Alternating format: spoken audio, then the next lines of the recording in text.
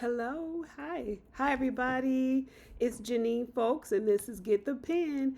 Thank you so much for tuning in. Thank you for clicking the button, pressing play. And I also hope you pressed subscribe and I hope you also pressed share. But thank you for taking a moment to watch, to listen. Thank you for being here. Again, I'm Janine, and what I do every week is I pick one of my books, I share a little something, something, and I shout somebody out, and then I read a few pages from one of my books.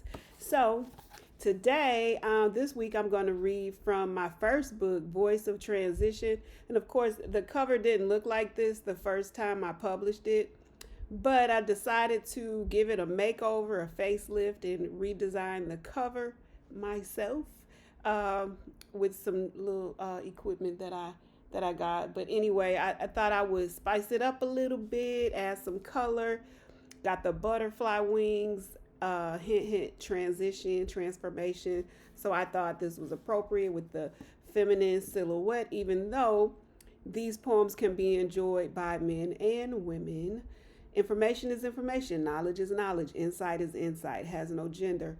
Um, Even though I know the cover is kind of feminine, I hope it doesn't deter men from checking it out as well. Voice of Transition, we'll be reading from that, maybe one or two poems depending on the time. My shout out this week is to someone I love and who has recently come into my life a few years ago. I think we're going on the fourth year. My mother in love, my life partner, his mother, and I'm so grateful for her. She has been so loving and warm and receptive and supportive of me, and I really appreciate that. Just a wonderful, amazing woman, and we have so much in common. I affectionately call her Miss Lucy, and we're both Aries, so that's something special. We have a lot in common. I think that's why her son loves me the way he does, and I love the way he loves her. I love their relationship. I love watching it. I love witnessing it and being a part of it because they do include me. And I mean, from the first Christmas, she included me. So I know that doesn't happen to everybody all the time. So I am extremely grateful and I just want to acknowledge it. Oh, and she's a book person. I had that bookstore, It Is Written.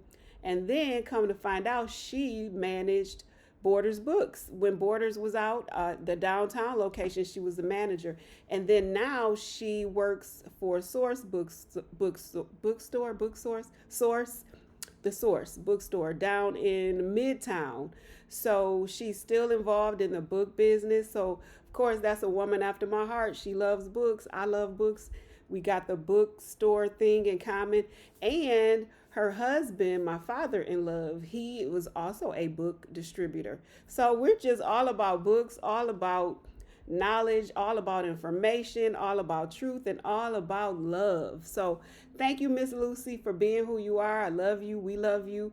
Thank you, thank you, thank you. I'm so grateful. I have to acknowledge it because I know everybody doesn't get to experience this, and I'm so glad that I am fortunate enough to experience this. Okay, so I said I would just share a little something before I read. There were a couple things on my mind, and I just kind of share things that I think about. I think about what a sensitive person I am, how I feel so many things, and I know there are a lot of empaths out there who feel things like in an intense way. And I was thinking back on when did that start for me? And at the time as a child, I didn't really know what it was. But I do recall being about 5 years old.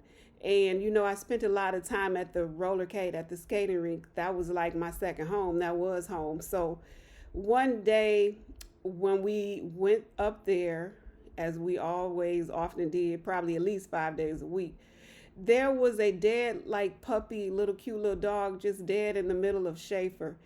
And when I saw the dog and I saw that it had been hit by a car and he was dead, I just remember how it just hurt me so bad. It just really, really hurt, really bothered me. And then I couldn't even look at it. I just turned my head like, I can't look, I can't look. And I remember when we were leaving, to go home when we walked out, and I remember, oh, that dog, the dead dog is out there. He was still out there. They hadn't picked it up, and I just could not bear to see that dog laying there dead. And I turned my head. It just, even when I didn't look, I could feel it. I could feel the dog. It was like I felt sadness, I felt pain, and it was so overwhelming for me. And I remember being so glad when they removed that dog, because it just really affected me. It touched me so deeply that it was so intense. Even as a little small child, I remember that and I never forgot it. And there was another incident where I saw a dog get hit by a car.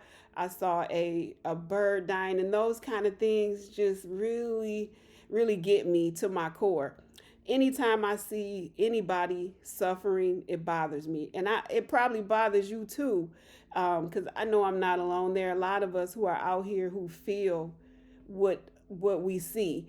Um, Even when I see somebody stranded on the road, or I see that there was a car accident, I'm always sending up a prayer, because I feel that, like, that could have been me. It could have been somebody I love. And there is pain associated with it. And as humans, and because we are connected, how do you not feel it? How do you not see things and not feel it? And so we have to be careful to have boundaries so that we're not depleted and overwhelmed by the things that we see and feel and sense. And there's so much chatter going on, so many feelings swirling around. So empathic people really have to be mindful and careful of how much we allow ourselves to take in, because we feel everything. So just take care of yourself, and if you have to turn your head and your whole body and avoid things in order to preserve yourself, do that, okay? Because you got to take care of yourself first. The other thing that I was thinking about just as I'm driving and going about my day was energy. Um, if somebody's energy is low, I'm not matching energy. I will leave or remove myself from the situation rather than try to match somebody's energy. I am the energy. I maintain my energy, and we should not allow anyone to lower our vibration. That should be off the table. Now, the only time I will let someone affect my energy is if they're elevating it or raising it up, lifting me to a higher level or higher vibration. Now, that kind of energy I can get with and try to match, or at least level up to, grow up to. I want to do better. I am not letting anyone pull me down, take me backwards. None of that, no digression. We are progressing. We're moving up, moving higher, getting smarter, getting stronger, and all of that. Now, voice of transition. Let's read. Now, I told you I republished this. I redid the cover. Not only that, I added a few more poems, at least 2 or 3. But there are 2 that I do want to share with you. One thing that I noticed when I was republishing this and proofreading and going over it again, I read some of the poems. Now, this is over 20, maybe 25 years, because I think it was 1999 when I did this. I noticed that some of my thoughts are different now, or some of my perspectives have evolved. But I didn't want to change the book too much. I didn't want to do a complete overhaul. So I just added a couple things with some of my new insight and new perspectives on things. And I'm staying true to the name, Voice of Transition, because my voice has changed. My voice continues to change as we learn, as we grow and have different experiences. How do you stay the same? We shouldn't stay the same. We are growing up every day. We should be growing up, learning more, doing more as we see more. You can't keep seeing things and not learning and not changing from your new experiences. So I realized that even though my voice has changed and I may have evolved, it's still a voice of transition. That's how this book originated, from how I used to think one way, and then I grew into thinking another way. And now I've yet still grown and growing into yet another way. So life is just a series of changes. Nothing stays the same except change. That's the only constant, right? It's ironic, but the only thing that's constant is change, right? Because entropy, as the world turns, we're in a state of entropy and we can't stop it. We cannot stop the progression of time. We cannot stop the momentum of the Earth's rotation on its axis as it revolves around the sun. That movement is constant, because if it stopped, we might fly off into oblivion, because if the Earth stopped and if it wasn't revolving, the gravitational pull would cease, and without gravity we would go flying out into space, right? We would leave the atmosphere and go who knows where. So we need the gravitational pull that is generated by the Earth's spinning on its axis, and that constant movement is felt in our lives as we age. Because look, I didn't have this gray hair 10 years ago, but because of time and the constant change, it changes me. I didn't have this and a lot of other stuff that I didn't have 10 years ago. But guess what? It's all good. I'm aging. I'm trying to age well. I'm trying to be the best I can be. I'm still yet trying to get better. I'm not giving up on myself. I'm not stopping. I'm still continuing to level up and up and up until I just can't. Okay. I'm going to keep trying until I just can't. So, Voice of Transition. This is one of the poems that I added to the front. So the title poem, well, the main poem originally was The Transition. Okay, so I wrote a new one called Voice of Transition. So this is a new one that I added to the book. Voice of Transition. I'll try to read this so you can see me. Each one of us has been given a voice. How we opt to use it is our choice. Our voice is our opinion or attitudes we express, and over time they may change more or less. Some call it change, I'm calling it transition, when there's a significant shift in our disposition. Transition is the process of making a change, internal, external. The progression has range. This shift in our voice is powered by our thoughts. The quality of our pondering determines the sauce. Adjustments must occur for transition to begin. Meditation is the beginning and will help you win. Transformation is the result of change so dramatic. You stayed focused even when life was erratic. Your life, your appearance is visibly different. Clearly, the results are giving magnificent. Focused thoughts, along with how you feel, facilitated transmutation, and it is real. There is change in your state of being, created by new thought, and that is freeing. So that was inspired by just continual change. Open minds must have freedom to grow. It doesn't negate what you already know. It enhances your knowledge and wisdom. You are still who you are, and an open mind allows for expansion, more impactful version of who you are.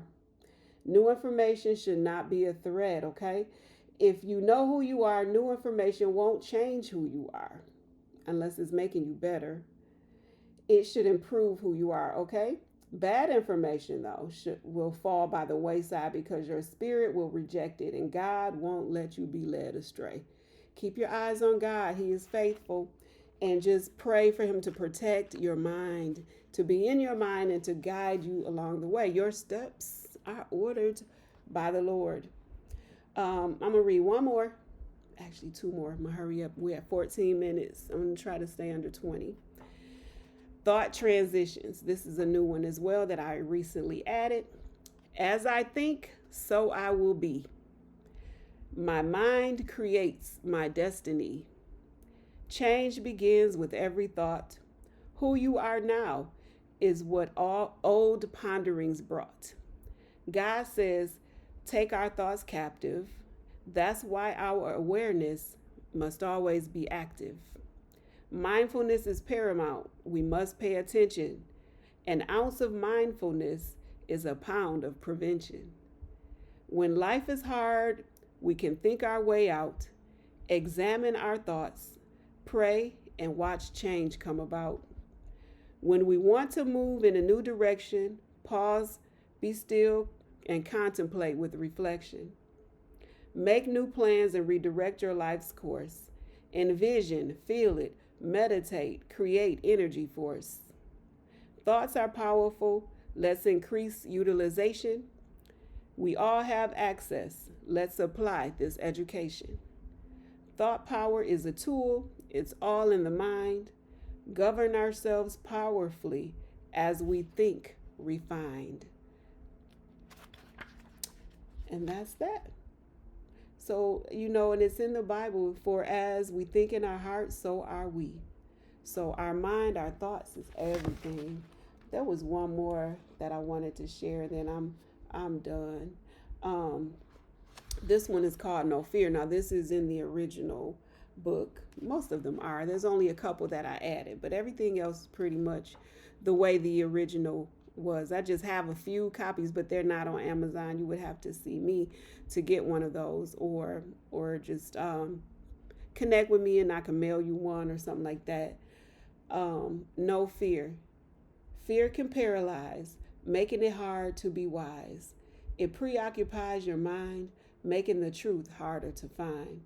You try hard to relax, but paranoia then attacks. You try to breathe in deep, your sanity you want to keep. Then the Lord says, "Excuse me, please don't refuse me. Remember me, I'm right here. I never gave you the spirit of fear.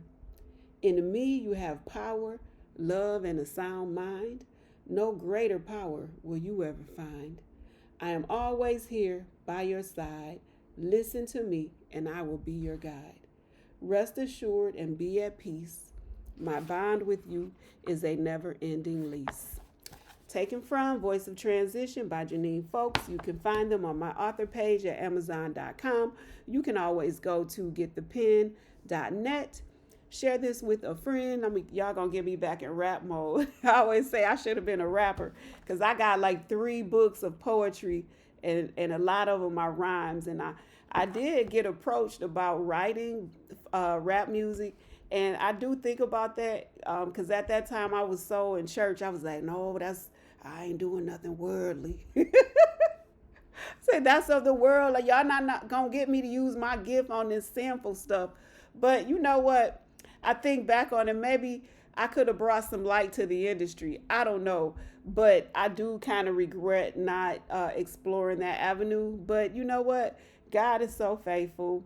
Even when we walk away from certain doors, he creates different doors, and he's created so many other doors for me that I might not have entered if I had gone the rap way, or if I was writing rap lyrics. Who knows though? I might have got in touch with Snoop or one of the other big names. I don't know, but that's neither here nor there because I'm right here and there's no place I'd rather be. I'm happy to be where I am. I'm happy to be doing what I'm doing. So I have no regrets. It's just a fun thought, maybe in another universe, that played out differently. But I'm here, we're here, and this is now. And I'm happy, I'm content, and I'm grateful to be sharing this time with you, to be sharing these words with you. Thank you. And I look forward to seeing you next week. I don't know where the next video locale will be, but I'm thinking it's going to be Mexico because we're going to Mexico, and I think I'm going to tape from Mexico so you can see some ocean behind me, some palm trees, some sunlight, something beautiful. And I'm expecting this to be a spiritual experience for me. So we will see. Stay tuned. We'll see where I am next week. Thank you guys. Love you and see you next time. Bye-bye.